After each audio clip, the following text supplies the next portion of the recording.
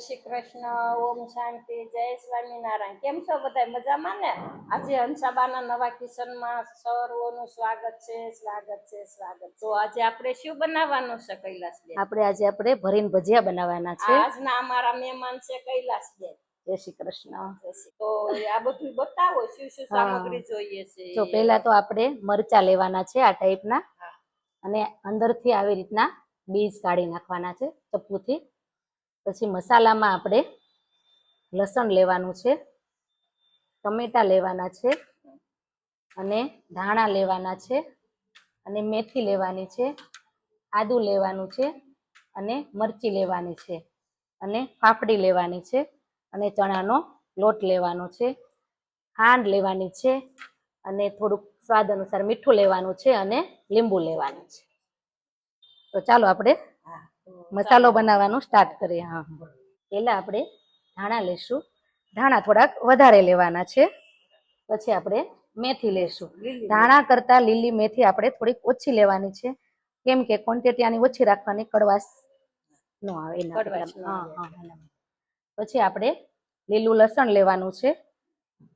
એને આપણે આપણી પ્રમાણમાં નાખવાનું, વધારે નાખવાનું, ઓછું હોય તોય ચાલે એમ. પછી આપણે એમાં ટમેટા નાખશું. પછી આપણે એમાં થોડું આદુ નાખશું. આદુ પણ થોડુંક વધારે નાખવાનું એમ.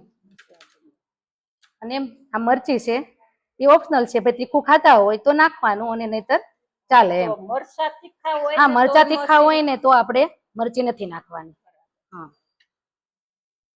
હવે આપણે બધું મિક્સ કરશું. ગળપણ નાખવાનું. હા, બધું નાખવાનું ને, હમણાં નાખીશ ને બધું. હવે આપણે આમાં થોડીક ફાફડી નાખવાની છે. ગાંઠિયા ચાલે? નહીં, ગાંઠિયા ચાલે, પણ તો એને ગાંઠિયાને છે ને ખાંડી નાખવાના. અને જો ફાફડી લ્યો ને તો એને કઈ ખાંડવાની જરૂર નથી. આવી રીતના તમે ક્રશ કરીને મુઠ્ઠીથી જ નાખી શકો છો. પછી આપણે એમાં થોડું લીંબુ નાખશું. સ્વાદ અનુસાર આપણે એમાં મીઠું નાખશું. સ્વાદ અનુસાર થોડુંક આ ખટાશ આવે, ટમેટું આવે ને લીંબુ આવે એટલે બેલેન્સ કરવા આપણે ગળપણ નાખ. ગળપણ વિના સ્વાદ જ ન આવે. હવે આપણે એને સ્પૂનથી નથી મિક્સ કરવાનું.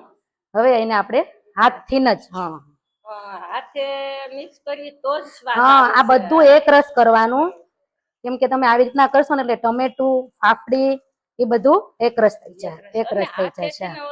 તો જ આપણને સ્વાદ આવે છે.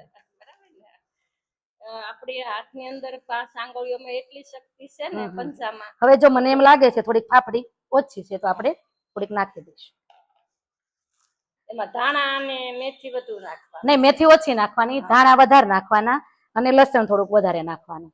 અને જો લસણ જે નથી ખાતા એ નો નાખે તો ચાલે, પણ લસણ વગર આ મરચા નો સારા લાગે. કેમ કે નહીં, કાંદા નહીં, બીજું કઈ નહીં, બસ આપણે જે નાખ્યું એ બધું નાખવાનું. હંસામાસી, આપણે એવા મસાલો એકદમ પરફેક્ટ બની ગયો છે. હવે એને આપણે આ મરચાની અંદર ભરવાનું છે. ભરવાનું કેવી રીતના છે? બહુ ઓવરમાં નથી ભરવાનું, બહાર નો નીકળવું જોઈએ. કેમ કે બહાર નીકળે એટલે તેલમાં છૂટું પડી જાય. એટલે આવી રીતના દબાવીને મોઢું પેક કરી દેવાનું. મરચામાં પેલી રગુ કાઢી નાખી. હા, રગુ કાઢી નાખી તીખી. તો એ લાલ મરચા હોય ને મુંજડા તો સારા પડે. દેશી મરચા હોય તો વધારે સારું પડે, પણ અત્યારે તો કઈ દેશી સીઝન નહીં એટલે. આમે ભજીયા આપણે શિયાળામાં વધારે ચાલે. એમાં દેશી મરચા હોય અને બધો મસાલો શિયાળાનો હોય એટલે મજા આવે ખાવાની. એ મરચાને મુંજડા મરચા કહીએ, લાલ મરચા ને આપણે મુંજડા કહીએ. તમે મુંજડા કહો, અમારી બાજુ દેશી મરચા કહે. દેશી મરચા. હા, દેશી મરચા એકદમ લાલ થાય ને એમ હોય ને એને મુંજડા મરચા કહીએ. જો મરચા તો ભરીને છે ને ચવાણા વાળા બધા બનાવે છે, પણ અમારું જુનાગઢ જિલ્લો અને સ્પેશિયલ અમારું ગામ ડમરાળા. જિલ્લો. હા, એમાં છે ને બધા મરચા આવી રીતના બધા બનાવીને ખાય. કોઈ પેલો મસાલો નો નાખે, આપણે ચવાણાનો જે કરીએ ને એ મસાલો નો નાખે. અમે લોકો સવાણું ભરીએ, કોઈ ગાંઠિયા ભરીએ, આ ગ્રીન વસ્તુ ઓછી નાખીએ. જો આપણે બધા મરચા હવે ભરી લીધા છે. પેલા આપણે તેલ મૂકી દઈએ, તેલ આવતું થાય એટલે આપણે આમાં કેવું હંસામાસી તેલ વધારે જોઈએ, મરચું આખું ડૂબવું જોઈએ. લોટ ધોવાનો. બેસન લોટ લેવાનો. ઘરનો હોય તો ચાલે અને બહારનો હોય તો એ ચાલે એમ. હવે આમાં કેવી રીતના કરવાનું છે કે આપણે આ લોટ એકદમ પતલો નથી કરવાનો. જાડો રાખવાનો. બહુ જાડોય નહીં અને બહુ પતલોય નહીં. જો જાડો થશે તો મરચાંની કોટિંગ હોય એ વધારે જાડી થઈ જશે, મજા નહીં આવે ખાવાની. અને અજમા નાખવાનું નહીં નહીં કઈ નહીં, મીઠું જ કશું? ખાલી મીઠું જ. અને સોડા કયા યુઝ કરો? સોડા બિલકુલ નહીં. નહીં? નહીં. તમે એકવાર આ મરચા ખાશો ને હા. તો બીજી વાર આવશો કે કેવા કે ભાઈ હવે મરચા જામનગર. ખાવા છે. જામનગર. જુનાગઢ જામનગર નહીં. હા, જુનાગઢ. હજી જો થોડુંક જાડું લાગે છે. જુનાગઢના ભજીયા વખણાય છે આ. મરચાં ભજીયા એનો કલર લાલ ન થાય નહીં. સમજ્યા? અને પડ નથી. અને અમારા ગામમાં ભજીયા કોણ બનાવે ખબર? જેન્ટ્સ. લેડીઝ ને શાંતિથી બેસીને જમવાનું ખાય. કટિંગ એ બધું જેન્ટ્સ કરે અને બનાવે પણ જેન્ટ્સ જ તે ઘરે ઘરે બધાને. લોટમાં કોઈ વસ્તુ કોઈ વસ્તુ નહીં, કોઈ પણ નહીં. હવે જો આપણે જોયું કે ભાઈ લોટ જો અને જો આમ આપણને ખબર ના પડે ને તો એક મરચું આપણે આમ આવી રીતના બોળી લેવાનું. જોયું? બસ આટલું રાખવાનું પતલો. હવે આપણે મરચું આવી રીતના ડીપ કરવાનું અને આમ સીધું નથી નાખવાનું. આમ નાખો ને એટલે મમરી વધારે પડે. આવી રીતના કરીને આને ઊંચું કરવાનું આવી રીતના, પછી આવી રીતના કરીને આમાં ડીપ કરવાનું. જો પડી મમરી આપણે બધા મરચા આપણે એક એક કરીને એમાં નાખી દઈશું. હવે આનું કેવું છે કે અંશાબા, આનું તેલ છે ને થોડુંક આમ ગેસ થોડોક ધીમો રાખવાનો, બહુ ફાસ્ટ નહીં. અંદર મરચું બફાઈ જાય. હા, જો ઈ જ જોવાનું છે. અંદરનો મસાલો આપણે કાંઈ બાફવાનો કે તળવાની જરૂર નથી, બધો એમનેમ ખાઈ શકીએ એવો છે. પણ મેઇન શું છે આમાં કે મરચું છે ને એ કાચું ન રહેવું છે.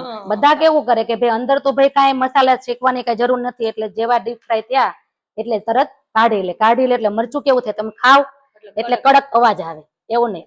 તમે આ મરચું ખાવ એટલે એકદમ નરમ લાગે. એની સ્પેશિયાલિસ્ટ આ જ છે કે ભાઈ આ તમારે વાર લાગે, ફટાફટ ન થાય. ધીમે ગેસ. બ્રાઉન કલર ઓછો બ્રાઉન બનાવવાનો. હા. એમાં જો આ મરચા તમે વાડીએ બનાવ્યા હોય તો મજા આવી જાય. એમાં આપણે ખેડૂતોને તો એમ પાછા અમારે ગામડે જે મરચા બનાવે ને બધા ગેસ ઉપર નહીં, બધા જેન્ટ્સ ઘરે ચૂલા ઉપર જ. ચૂલા જ બનાવે. હા. સ્વાદ જ અલગ થઈ જાય ને. આટલા બ્રાઉન થવા દેવાના. હા, આટલા બ્રાઉન થવા. હવે આપણે આને કાઢી લઈશું. જો આપણા જૂનાગઢી મરચા ભરેલા તૈયાર. તો તમે બનાવજો અને બધાને ખવડાવજો. આને હંસા માસી અમે તમે ભરીને મરચા કહો છો, પણ આનું બીજું નામ છે બંટા. બંટા. હા, તમે ત્યાં આવો ને તો એમ કે ભાઈ મારે બંટા ખાવા છે, એટલે આવડું થી માંડીને મોટા સુધી ને બધાને ફેવરેટ છે અને બધા બનાવે છે.